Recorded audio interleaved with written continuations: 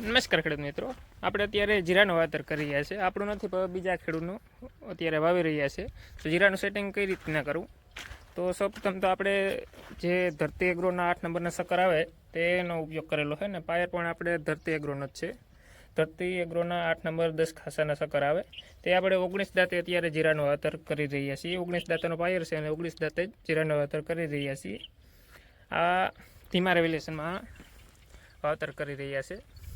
Offer આ પ્રમાણે રાખેલો હોય 4ના નીચા લીટે, પણ ઓફર તો આપણે પાયર કેટલો કે એવો કરાર રાખીએ અને અલગ અલગ પાયર પ્રમાણે ઓફરમાં ફેરફાર થતો હોય.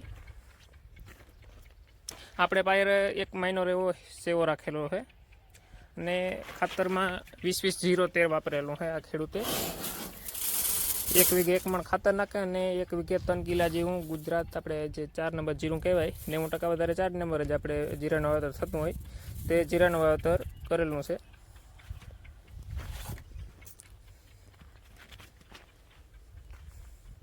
આ પ્રમાણે જીરાનું વાવેતર થાય છે.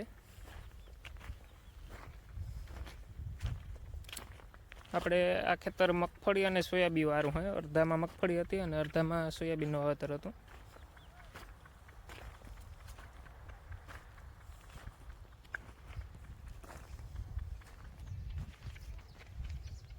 ને જીરાનું માપ કઈ રીતના કરવું તે આપણે આગળ વાત કરીએ.